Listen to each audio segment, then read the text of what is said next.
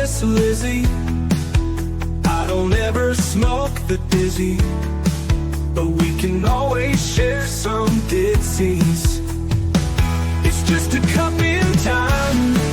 This song doesn't have to rhyme. Life's all of us, not every moment we can be feeling fine.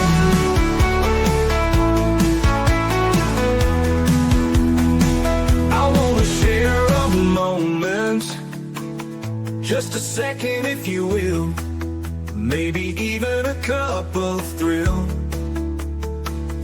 We could share this performance. It's tea time, come sit with me. Well, welcome, guys. Miss Liz in the house. That's right. And it's not a Tuesday, it's a Monday because we have a rescheduled tea time. You know, life happens. And that's the way Miss Liz works. So I get them in here right away. Boom, boom, boom. That's what we do on Tea Time with Miss Liz. So if you guys haven't followed Miss Liz yet and you want to know more about all of these incredible tea times, follow Miss Liz on her YouTube channel at Miss Liz's Teatimes, on my platforms, Facebook, LinkedIn, all that good stuff. Let's get you over there and let's get you checking these tea times out and sharing these tea times worldwide with everybody. If today's tea time resonates with any of you guys, please share it out to a friend or a loved one or coworker, all of that good stuff, because that's what these tea times are all about. We do not serve a beverage in this house. We serve real life tea times, real life stories. So let's get the disclaimer going and then let's get Dr. Brad Montagne in here and we're going to talk about what they don't want us to know about chronic illness and Lyme disease. So we're going to be talking about his book and all that good stuff. So let's get over to the good stuff.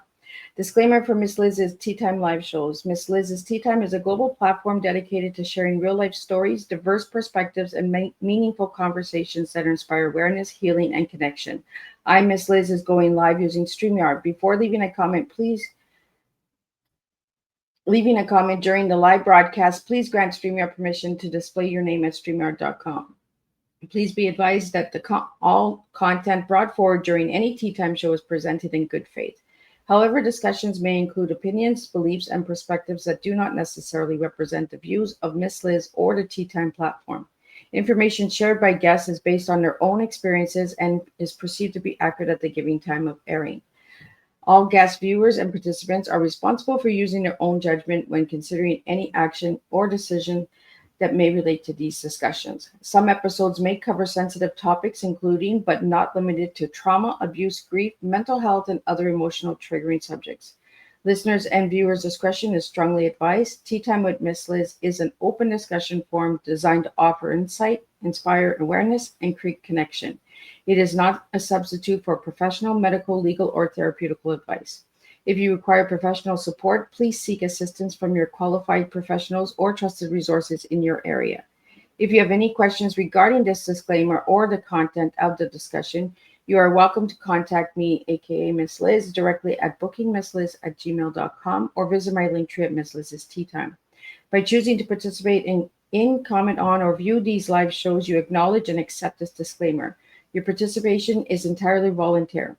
I, Miss Liz, welcomes you to join the conversation with an open heart, and if any time you feel this platform is not right for you, I respect those wishes and decision and welcome you back whenever you are ready. Tea Time with Miss Liz is serving truth and awareness one cup at a time. Now let me give you a little bit on who I have in the back studio. So today it is my job to welcome Dr. Brad Montagne to the Tea Time table. Dr. Brad has spent decades working in functional medicine, helping people who often felt overlooked or unheard in the traditional healthcare system. His passion is helping patients get to the root cause of their health struggles rather than just treating the surface. What makes his work so meaningful is not just his medical expertise, but his compassion. He has walked alongside people facing chronic illness, Lyme disease, and conditions that left them feeling hopeless, and reminded them that healing is not out of reach. His approach blends knowledge, empathy, and the belief that small steps can lead to big transformations. This afternoon, we'll explore his journey, his insight into health, and how we can all take better care of ourselves, body, mind, and spirit. So as we gather around this cup, let's open our ears and our hearts. Friends, please join me in saying welcome to the table to Dr. Brad Montagne. Let me get Dr. Brad in here. Welcome, Dr. Brad. Well, thanks for inviting me. I think this is going to be an enjoyable conversation. Right? I just feel like I'm rambling at the beginning of the show, and all of my listeners are like, what is she saying again? Boy, you got a lot to say. There's no doubt about it. And, that's good.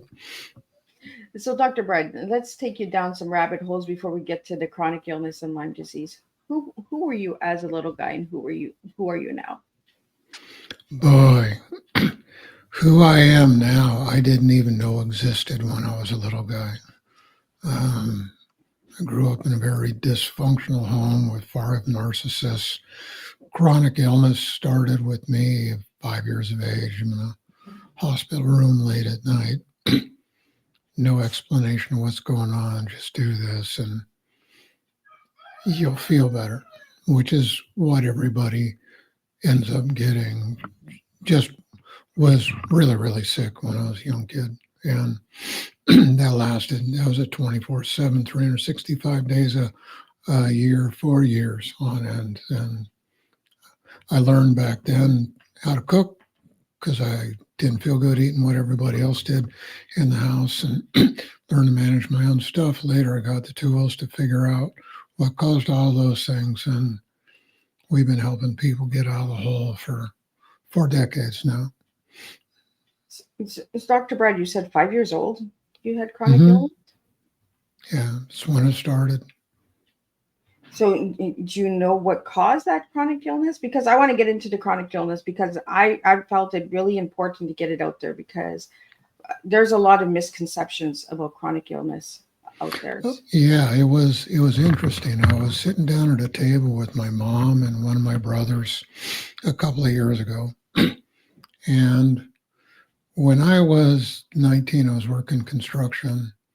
My back went out, and I went to the hospital. Typical thing that just didn't work. So I ended up going to a chiropractor myself, and he showed me that I had a bunch of compression fractures in my back, which actually I learned later that those are growth plate injuries because they grow differently, and I know the difference now, and I can tell everybody in my house had a different story as to when they thought that happened. I thought it was just completely normal. And it was a couple of years ago, sitting down at a table, we were talking about some different things. My mom had been in the hospital and we sprung her out of there. They were transferring her to hospice, called me up, and I asked to talk to the nurse, went over the lab stuff after they made two changes. 2 days she was off of oxygen. 2 days later, she went home, and they had no idea what I asked to do, but I changed her pH and made all those things work. And my brother had gone through the rear window of a parked car on his bicycle, was instant quadriplegic. Visited him out there. Lord met him that day, and he went from two mornings before just getting a little sensation in his fingers in his right hand, a little bit of movement in his right hand, to almost be able to standing on his own by the end of the day. And the Lord gave me a kind of a vision and a word that within 2 weeks, and I told him, I don't really like talking in days because most people do are pretty flaky, but I keep hearing within 2 weeks. No, that's 2 weeks from today or 2 weeks from your accident. You're going to be working on the parallel bars and you'll walk out of this hospital. He was a young believer, and the Lord given him a couple of visions that he had met half the hospital staff in these dreams and visions he had before he had his accident, which is really interesting. But he ended up walking out of there. So anyway, we're talking. My mom says, I know what caused all that. I go, really? What was that? He says, when you crashed your tricycle. I said, what tricycle? That big one you had. I had a chain-driven tricycle. When I was about 5, I loved that thing. We moved in a new house, really steep driveway. Look at that steep driveway, and I love being in the air and going fast. And I went off of that, went to the other side, hit the curb, busted the tricycle in two. That was the first bike I broke in two on that driveway. And she said 2 weeks later in your hospital. So for me, it was spinal injuries, neural issues to set the stage for all these lifelong gut issues later. My brother brought home strep throat. I got full of fungal infections, and Yeah, and just life was downhill from there. So, Dr. Brad, what was your personal turning point that led you to write The Exposure in Lyme and Chronic Illness?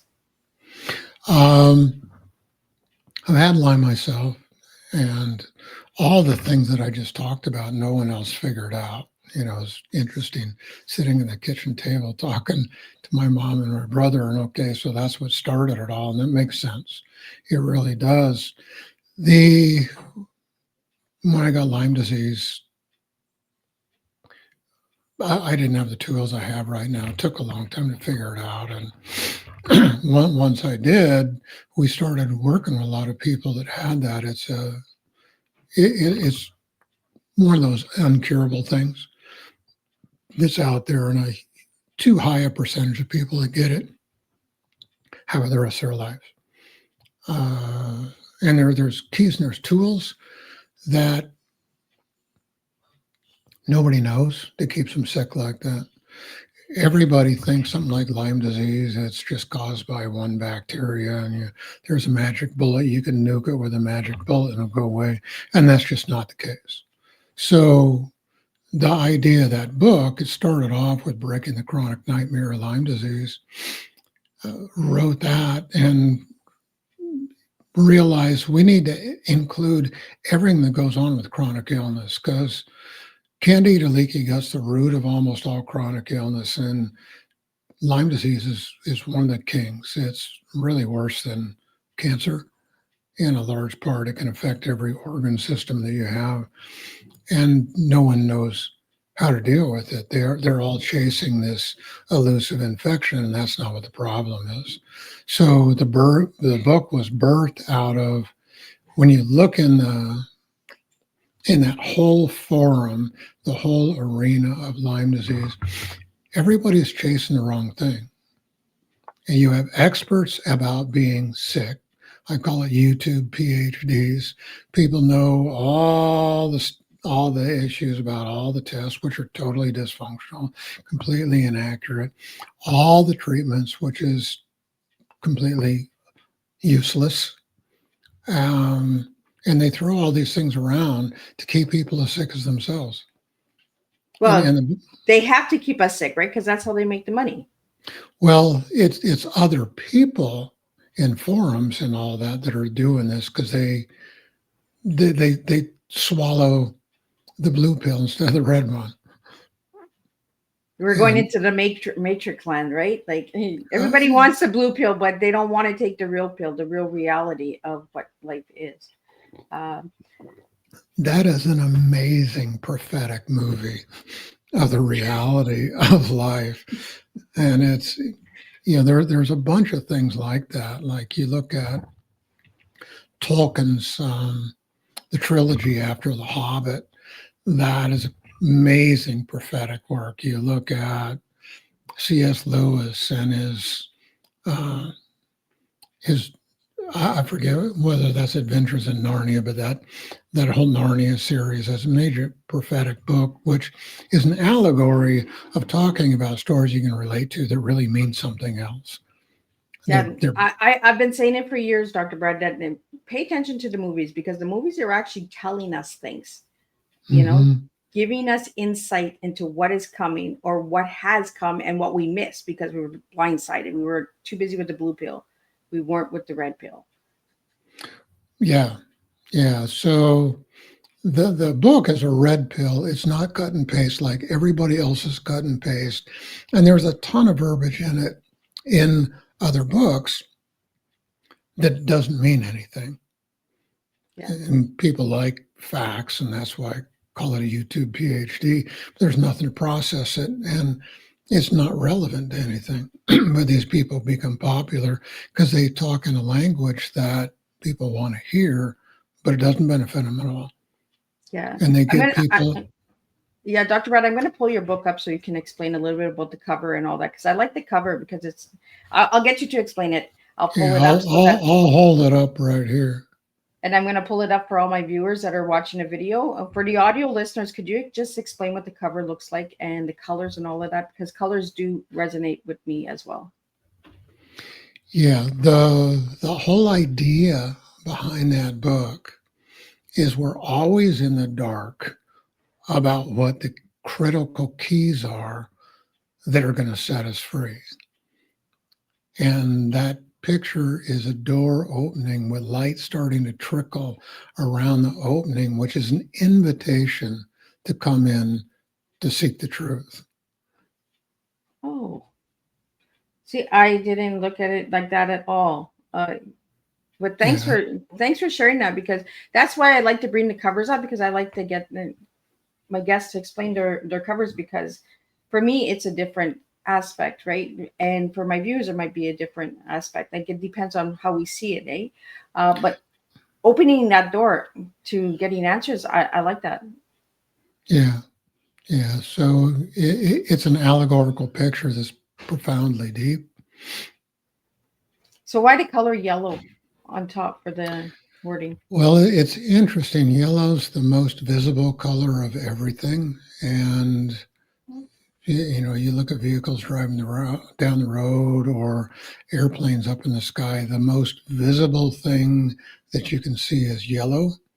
And on a black background, it really pops and it opens up quite a bit. So it grabs your attention. And white's another color that looks really good on there. Other colors won't do that same effect.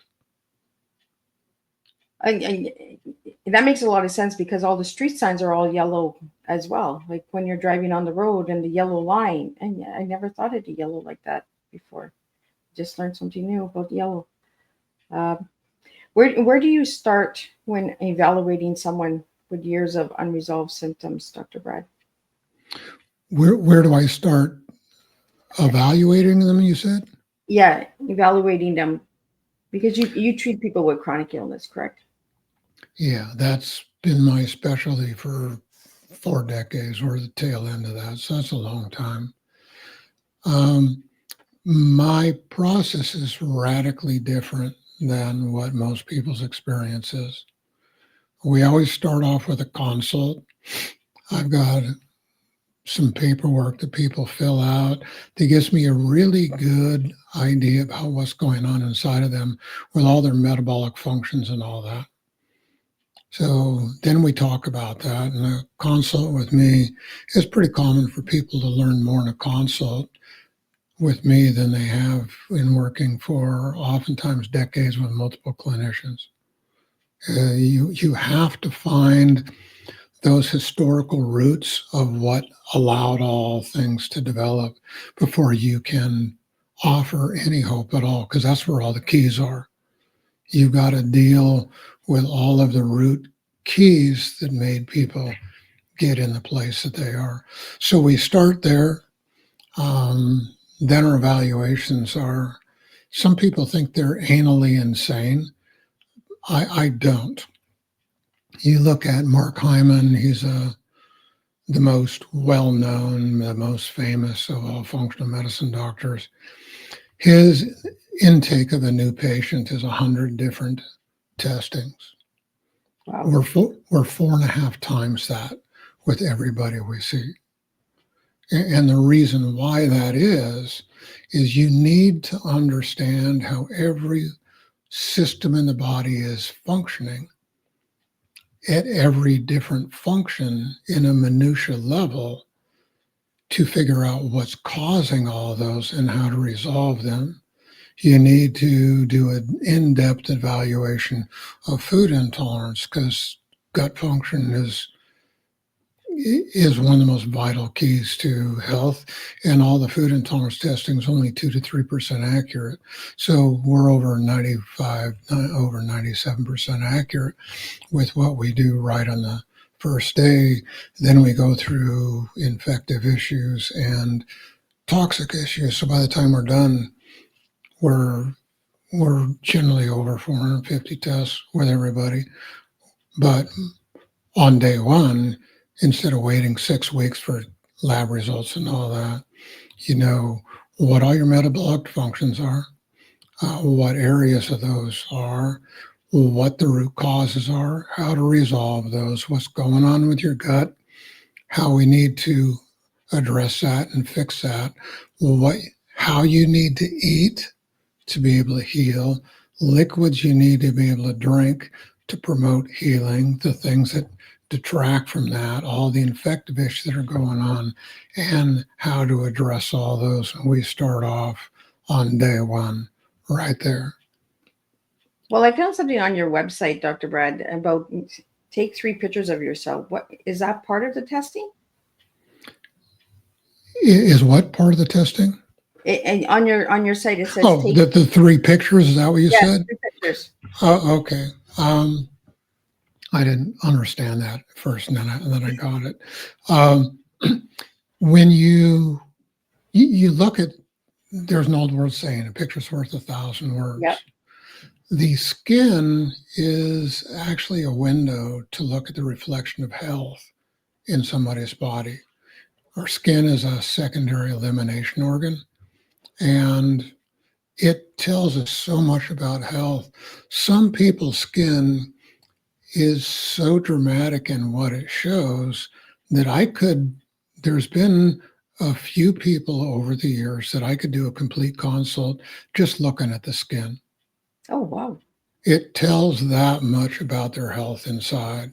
Between the color of the whites of the eyes, called the sclera, the iris of the eye, the color of the skin, the hues, whether it reflects light, the lines in the skin, whether you got women with facial hair, whether you got acne, what kind of acne, cystic acne, or all kinds of things. The hair tells us so much about hormone health and all that, that you have to be able to see those things to complete the picture.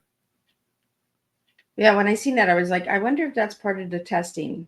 And it is a picture is worth 1,000 words, because when you really look deep into the picture, you can see a lot of things, just like the background of that you have in your background, the mountains and that, right? It tells 1,000 words, and that's how our skins are. That's how our bodies are. So I found that interesting. So I was like, I needed to get that out there for you.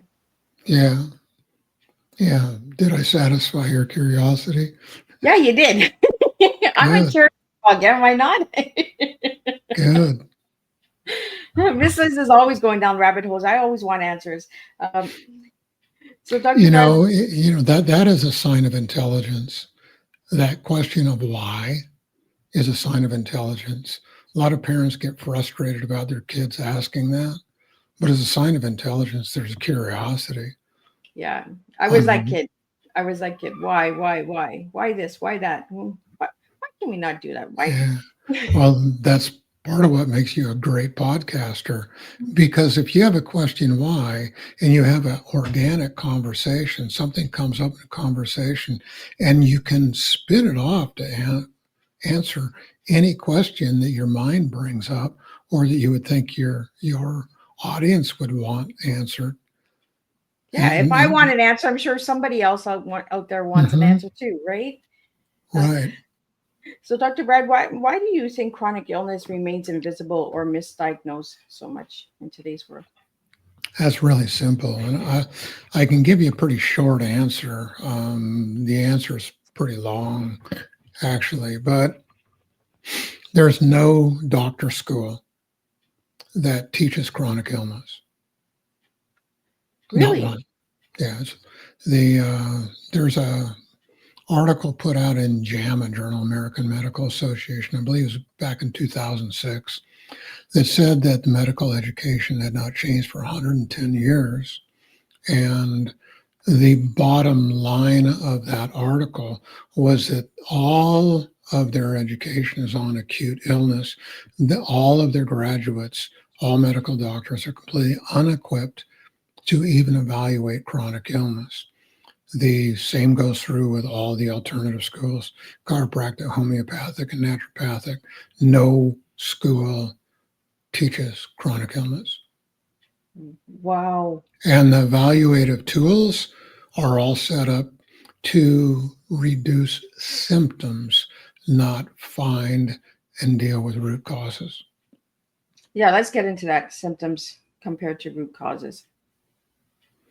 Oh, okay. When you go back a few centuries, Louis Pasteur is the father of the germ theory. He's the one that developed microscopes so that they become very functional. And he had a belief that germ A caused disease A, germ B disease B, germ C disease C. And if you could eradicate the germ, the disease would just cease to exist. He came up with some vaccines for rabies, which saved people's lives, and it's the only vaccine that's really shown to do that. But he had a contemporary by the name of Claude Bernard who taught physical vitalism in the medical schools in France. They're both in France. And physical vitalism basically stated it's the health of the body that determines whether these microbes and disease can grow. So by the end of Louis Pasteur's life, Louis Pasteur said, the germ is nothing, the soil is everything, relating to what Claude Bernard was teaching. He realized he'd wasted his whole life doing the wrong thing. When Carnegie and Rockefeller invested a bunch of money into the pharmaceutical companies Merck and Pfizer back in the early 1900s, Rockefeller came up with an idea to set up some schools to change the course of medical education. Those schools were Chicago University, University of Chicago, and Rockefeller University. He taught lab testing to all of his students because the lab testing showed symptoms, and the whole goal was to address the symptoms with pharmaceuticals so he'd increase his profits with his investments. So as he did that, he hired the Faulkner brothers, who went and toured all the medical schools in North America throughout the United States and Canada, came back with a scathing rebuke how bad they were and how half of them should be shut down. And they needed a science-based curriculum, which he was developing that science-based curriculum in University of Chicago and Rockefeller University with his lab testing. Then they got a hold of, I think his name might have been Welsh, to set up Johns Hopkins University with that curriculum that was there with the science-based issues. Within 5 years, the 175 medical schools were down to 70 something. And all of them had the curriculum that Rockefeller developed in those two colleges set up as a pilot in Johns Hopkins University. So that's the background to where all that comes from. And every other profession are medical doctor wannabes, and they just follow suit. But they threw away all their clinical diagnostics in trade for using lab tests, which are just not accurate enough to tell you anything. So that's the root of where it all comes from. Well, and you mentioned that no doctors out there have been any education on chronic illness. So how do we how do we get rid of chronic illness if no one is being taught? We got to find somebody who specializes in that, which there's not many of us. I've got about 3.5 decades of postgraduate continuing education, functional medicine. Those doctors don't know chronic illness very well either. But within that group, you have scientific understanding that's truer than other places. But the medical doctors infiltrated that and they converted that into more of what that is. And so those intuitive skills have been replaced. So you had to rub shoulders with people who had more of the intuitive skills from yesteryear to really get the ability to do that. And this has been my arena for 4 decades. So the personal research is thousands of hours. And every person we work with is like a clinical trial because we don't do anything generic. We don't use protocols that everybody else does. We test to find out what's going on with people. We test to find out what root causes are. We test to find out what resolves that, and that changes multiple times as somebody starts to heal. So everybody else just has a sheet of paper they hand to somebody, here, do this, and you'll be better. And that's what most people expect, to do better, but their issues don't resolve. We're over 90% resolution of people who have worked with doctors for a decade or multiple decades, multiple specialists, oftentimes world-renowned specialists who really got no help anywhere. We're over 90% of those healthy again with our unique approach. So, Dr. Brad, what common myths about chronic illness do you want to debunk today? The biggest issue, Dr. Jeffrey Bryan, the father of functional medicine, he came up with these 4 facts of all chronic illness that people need to know. First, it doesn't resolve like a common cold on its own. It won't get better. So a typical lifespan of a virus is about 10 days. About 10 days of incubation, about 10 days to resolve it. And that's what you see in the flu and colds and all that. When that's not happening, that's your first suspicion. Second is it gets worse over time. So instead of not resolving, you're going downhill. Third, there's multiple organ systems involved. So, it may start in one place and then something else gets involved, and something else and something else. And 4 is there's a multiplicity of causes. It's not just one cause. And what we talked about earlier about people thinking Lyme disease, is one bacteria, and you find the magic bullet, you kill that bacteria, you can get better, are absolutely completely sucked into the lie of the system. They're deceived, and they will not get better with that belief system. Well, thanks for getting those 4 facts out there. I'd like to get the good information out there for all my listeners, because we need to start speaking truth. We need to start getting it out there, right? Right. So if you want me to expand on that just with Lyme disease a bit, so I'll make it. Yeah, absolutely. Okay, Lyme is a Borrelia bacteria. Apparently, with the JFK files being released, it's finally confirmed that the tick-borne diseases were created by the bioweapons labs, probably on Plum Island, and that whole story is true. And if that's true, then they would have hot-rodded syphilis, which was the most impossible disease to cure known to man throughout antiquity. So it's a corkscrew bacteria that swims 2 times faster than our fastest swimming immune cell, and it reads our own proteins, makes a shell over the top of them, so our immune system thinks it's meat and just doesn't do anything with it. So it's a very stealth bacteria, does all kinds of crazy things. The primary bacteria they test with is B31 or Borrelia burgdorferi strain. We've only found that strain in people that have gotten sick up around Connecticut, the northeastern coast of the United States. It's really not anywhere else. There's a whole bunch of other strains that cause it. Along with that, there's Ehrlichia, Rickettsia, Babesia. Ehrlichia is a small round bacteria that invades your immune cells and paralyzes your immune system. Rickettsia is a small round bacteria that invades the lining of your blood vessels in your gut. It makes your blood vessels rough, so the blood cells tumble as they go down your arteries instead of slide like a Teflon slide in the gut. It further destroys the digestion. And Babesia is a small one-celled animal parasite that climbs the red blood cells and eats them from the inside out like a birch leaf miner.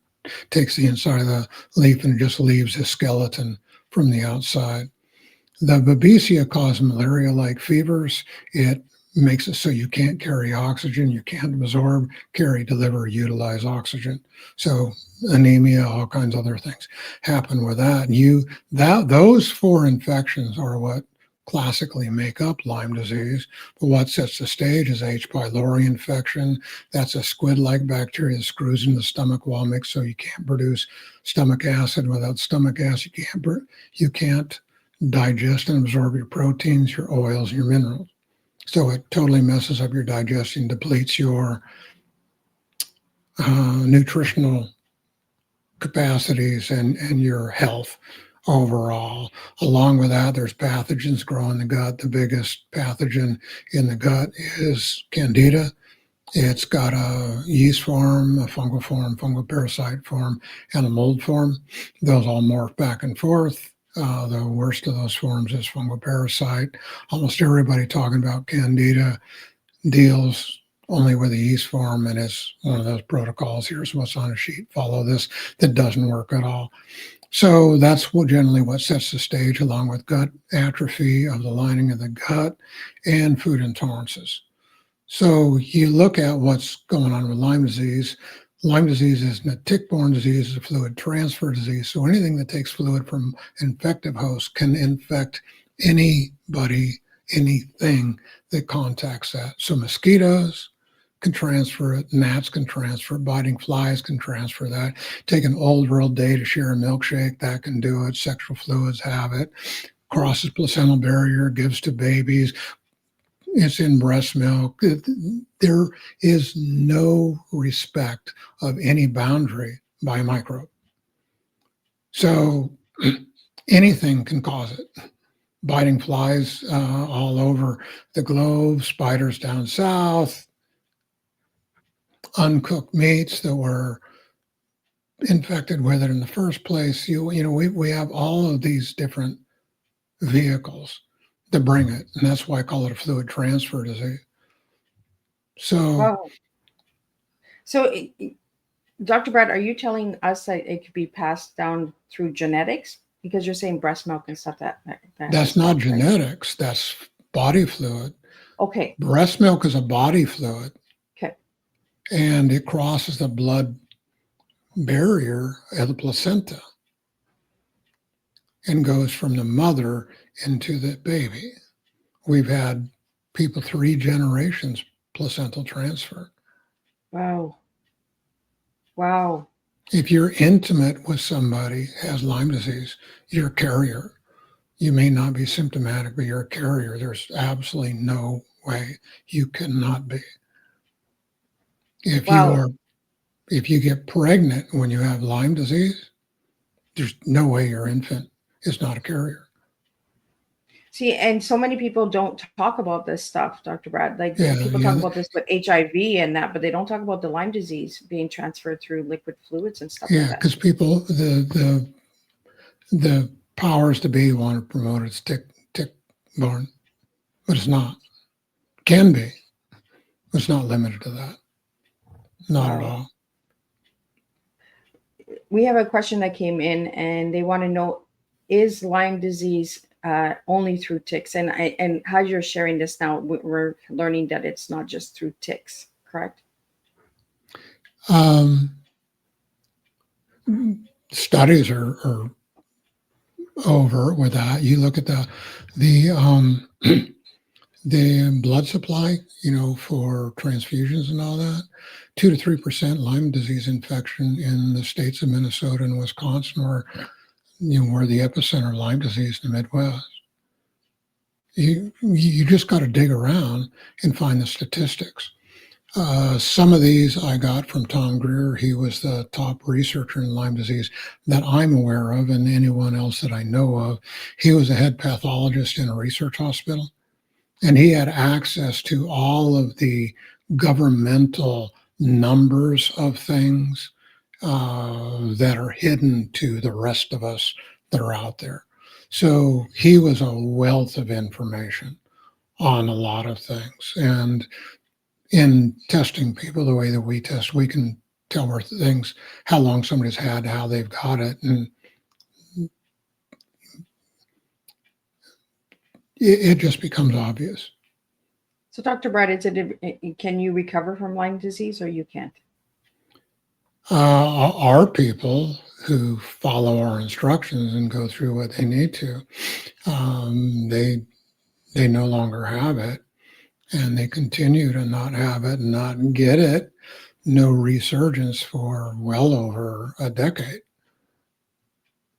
Wow. You know, tracking people like that, I've been Lyme free for well over a decade, probably a decade and a half.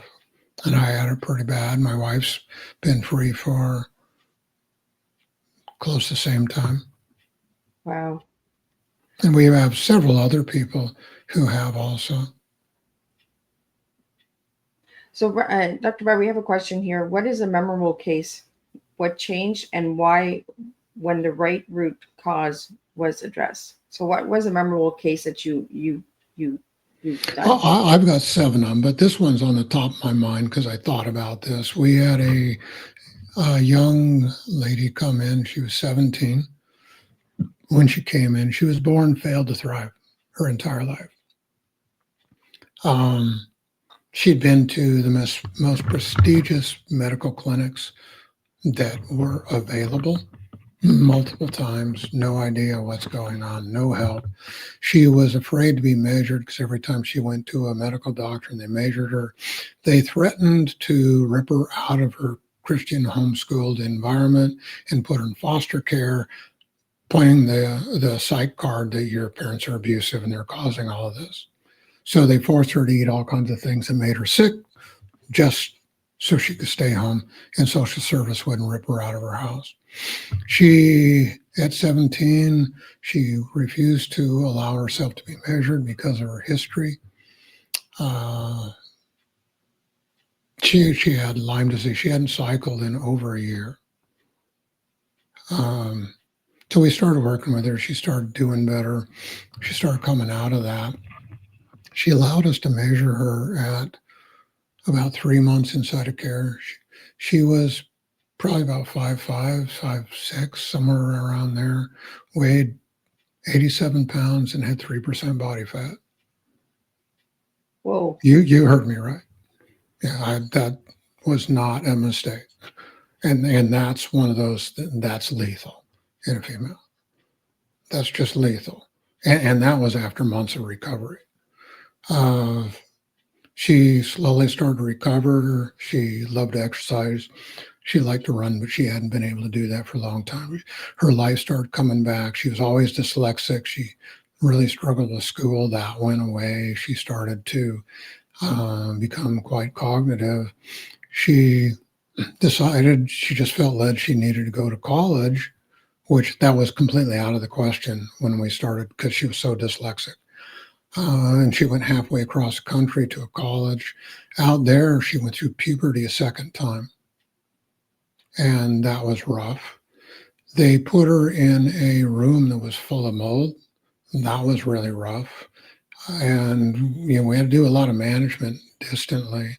And she kept asking me, what am I going to look like when all this is done? I kept telling her, we have no idea. Your body has not had the nutrients to allow itself to grow. And now it does. So we're going to know once you stop, but you've got all the right tools, you're eating right. And she had to manage her own foods because the school food was toxic and all that. So she's cooking a hot plate in her moldy dorm room and, all that stuff. Anyway, out there, she met Mr. Right. They got engaged. They invited us out to the wedding and we had to go halfway across the country to the wedding. And the groom comes up to me and my wife at the wedding and he says, I am so glad you guys are here. This day would never happen if it wasn't for you. That gets me choked up still because it's such a huge change.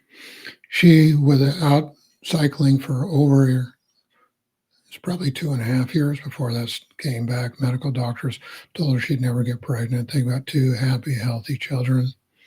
They're, just a beautiful couple. And and they have their life back. That's standardly what people say about our care, is they get their life back. She's not as strict as what she used to be. She takes more liberties, and she posted every anniversary of the day she was declared free for 10 years. Wow. And that chronology was gut-wrenching. You know, one of those stories that just rip your heart out with all that, with a really, really, really a beautiful, happy ending. Well, you worked with the root cause. You didn't work with the symptoms, and that's what made the difference. That is what it takes. You have to address all of the reasons that allowed this stuff to grow in the first place. And it doesn't take that long. You know, we work with so many people that have been to other doctors. Right now I'm working with somebody that was doctoring with other doctors for pretty close to 25 years. Never got any better. And when you do things right, it doesn't take hardly, oftentimes no longer than if somebody just got exposed to get them well. Inside of the Lyme disease, the Ehrlichia rickettsiae are gone inside of 2 months.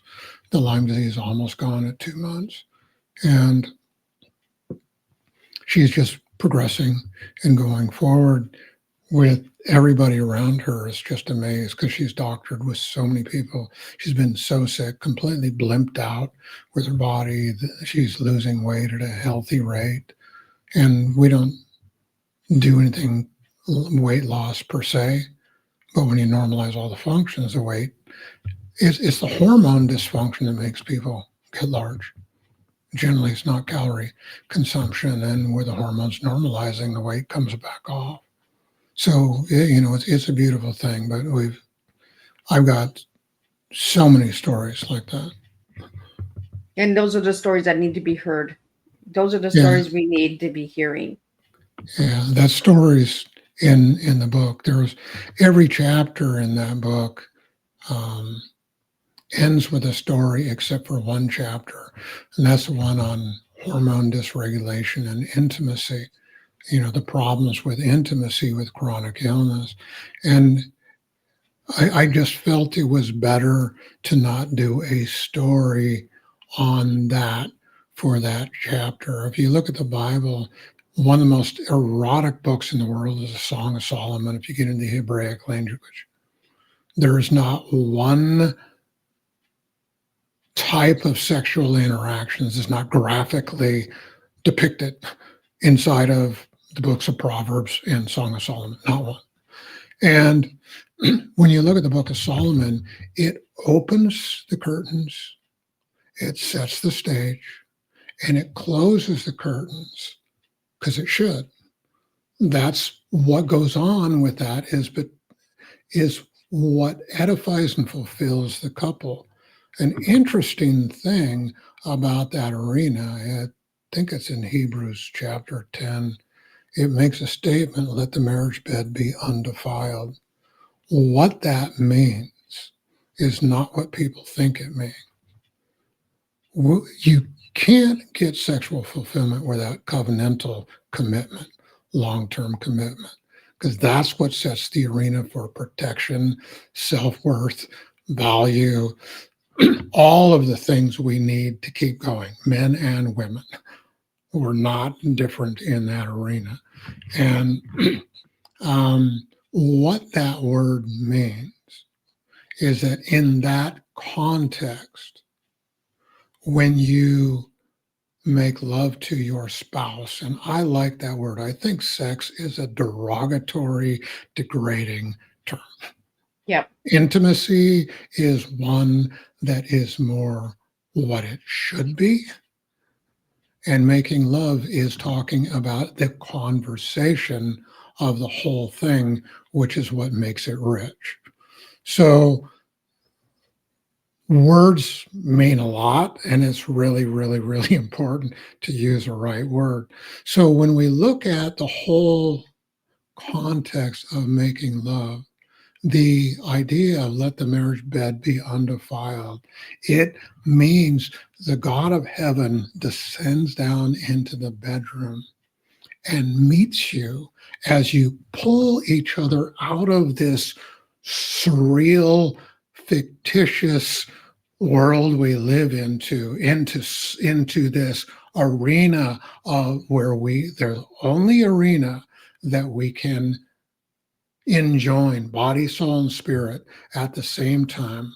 Heaven descends, fills the room as you minister life and health and value and worth to your spouse as unto the Lord. That's what that phrase means.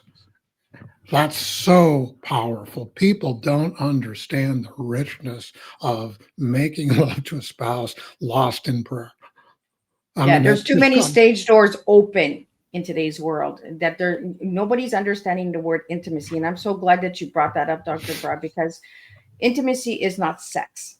There's so many steps to the connection, the conversation, the body speaking to each other. That's why you're only connected to one other person. You're not connected to the world, and you shouldn't be sharing yourself with the world. And I'm so glad that you brought this up, because I've had many guests come on Tea Time about intimacy. We really got to start talking the love language, not the sex language.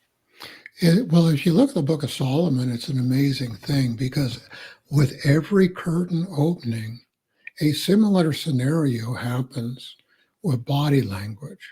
Yep. And the whole issue of the interaction of body language is to excite the sensations unto its absolute peak unnatural level. So the fullness and the richness is expressed in this heightened sense of entwining. And that stage gets set up over and over, and then the curtains close to leave you to whatever fulfills you as a couple. And the only interaction that is anathema, that should not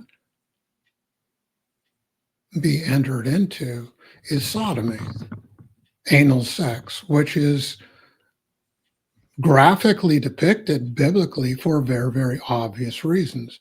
The colon is the biggest pool of pathogenic microbes and toxic things we have inside of a body.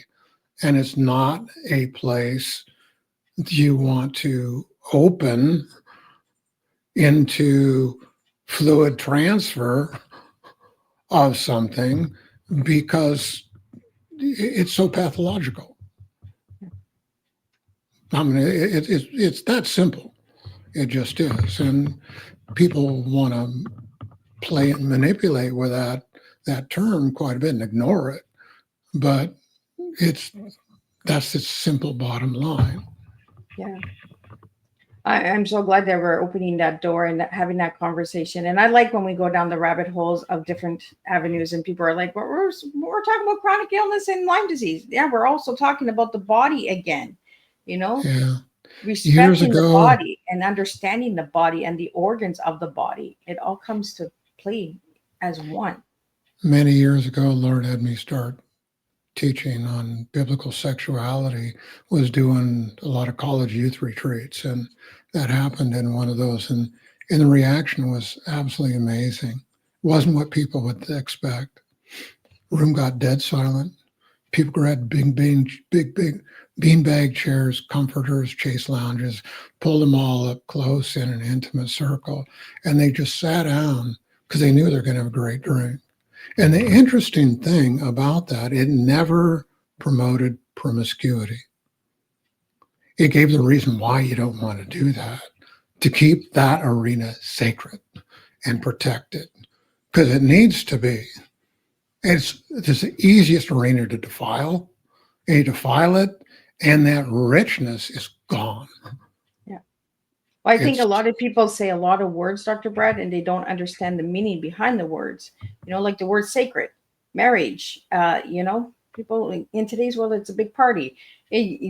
I'm just like, you know, you're going down a rocky mountain if you think it's a party. It's not a party. It's commitment. It's communication. It's connection.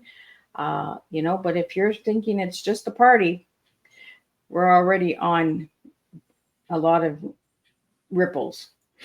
Well, you know, it's interesting because I've asked groups of people, you know, watching people in their 80s with that talk. It's interesting to watch them respond. But I always ask, intimacy has 3 stages. You got foreplay, engagement, and aftermath. Which one measures quality, fulfilling sex, sexual interaction? Which one measures the quality of lovemaking and intimacy? It's the afterplay. Yeah. Why? Because it's the connection of after the enjoyment. Yeah, that's where all the reassurance of commitment and value and worth, protection, all that happens in the aftermath. Yeah. It's an absolute total statement. This is not just an act.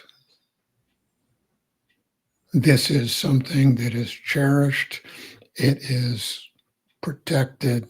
It is highly regarded and highly valued. And you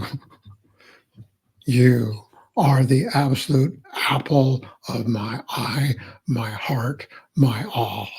I am here for you. Yeah. And those with the act never get that. We don't talk about the after. We don't Yeah. talk about it in today's world. It's just wham, bam, thank you, ma'am, and next. And it's just opening all these stage doors that today's world has gone dysfunctional and not Pretty understanding much. Outside of long-term commitment, the only thing that can bring excitement is perversion. Yeah. Because people have lost the connection of what that arena actually is. Well, it kind of goes back to Dr. Brad. It kind of goes back to our bodies, right? Understanding our bodies, understanding the root cause.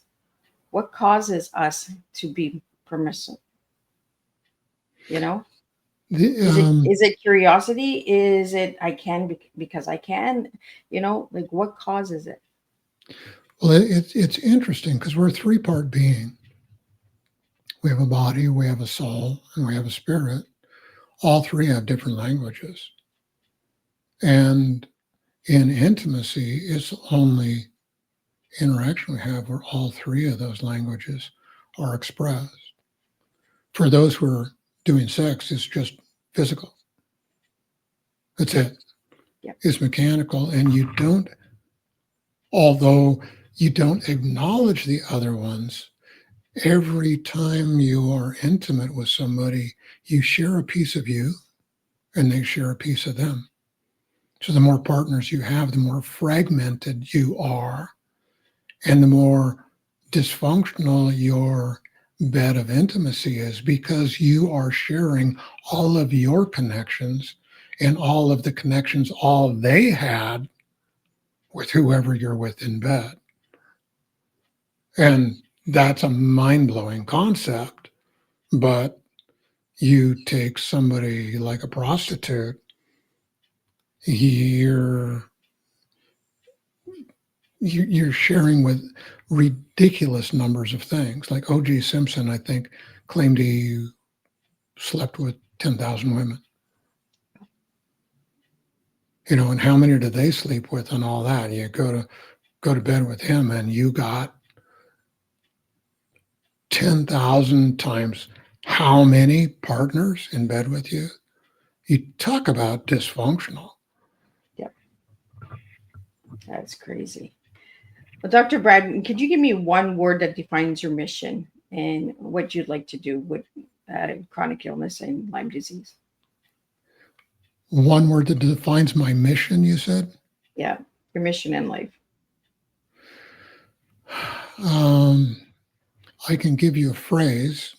Okay, sounds good. That does that. And I did this, did a podcast with a pastor years ago, and he just was awestruck by what I said. He'd never heard anything like it.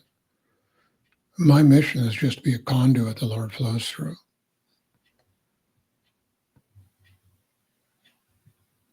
That's it.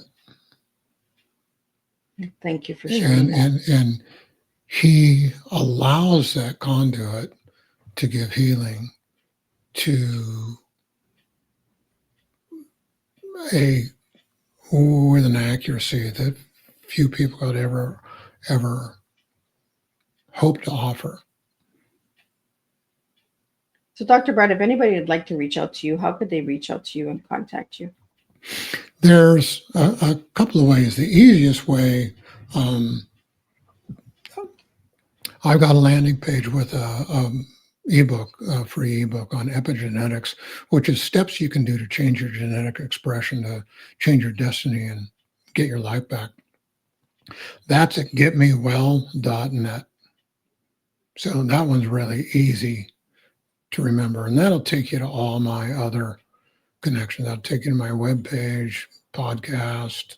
I've got a lot of resources on that. And my webpage is being reconstructed. So it's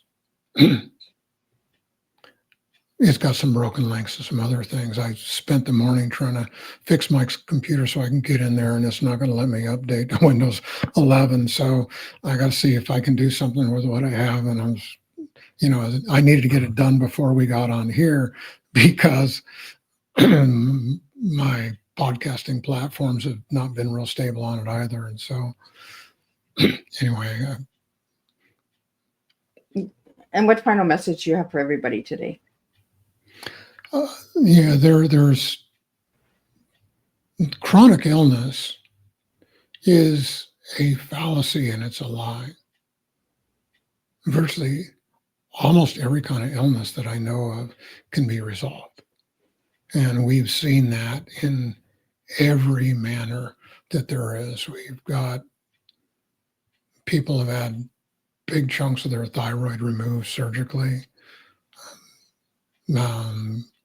They get pulled off of their thyroid meds by their medical doctors or their pharmacists, directed on how to do that, and they working fine. I've seen cancers, we've seen Lyme disease, we've seen every kind of hormonal dysfunction there is, infertility, autoimmune issues, dementia on top of that. And we've seen it all.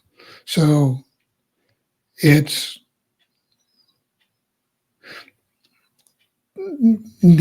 are some qualifying questions your listeners need to know. When you go and to choose a doctor, there's 3 questions you need to ask. 1, what's the percentage of people who have what you think I have? Can you get well again? 2nd was, how long does that take? And 3, how much does that cost? Anybody that can't answer those questions, you should just walk back out the door. Sad to say, I'm the only doctor or anybody I've ever talked to that can answer those questions up front with pretty good accuracy. Well, I think we need to start having doctors that are upfront with us, right? Because we're putting our trust into them to heal our bodies. Well, they're not equipped with the tools. And only 20 to 25% of what doctors do has any clinical positive effect whatsoever. Oh. And they can only help 20 to 25% of the people that come in. And that helping is only reducing symptoms, not getting them well. Wow. Well, I'm so glad to have you on Tea Time today. It was a pleasure sitting with you. I'd love to sit and talk with you some more after the show and get to know a little bit more and have you come back and share some more as well. If you have any events or anything out there or any workshops that you'd like anybody to know about, let me know and we'll get that out there for you as well. Go through that landing page. You got to leave your email, and that's benign. I don't hassle people with that. But I'll be having some events and some other things in the future. So those will be posted on the website. Awesome. Well, I'm just going to do a closing summary and then we're going to wrap it up and we'll talk in the back of the studio. and let everybody enjoy their afternoon. So, Dr. Brad, thank you for bringing your wisdom and your warmth to tea time. You poured into us a reminder that healing isn't just about medicine, it's about choices, courage, and believing that we are worth the effort. By pouring into us tonight, this afternoon, with both your knowledge and your heart, you've reminded us that healing is not a single act, but a daily decision, a journey of small steps that lead us back to hope. To our listeners, take one thing from this afternoon and make it your own. Maybe it's asking a better question about your health, a step to take, or a bit of hope you hold on to. Maybe it's making one small change. Maybe it's simply refusing to give up on yourself. Healing doesn't happen overnight, but it does happen when we take showing up. So this afternoon, let this tea time remind you your health, your story, and your life are worth fighting for. One choice, one step, one day at a time. Until we gather again, may your journey be blessed with strength and peace. And I'll see everybody tomorrow, same time, same place, and we'll do it all over again.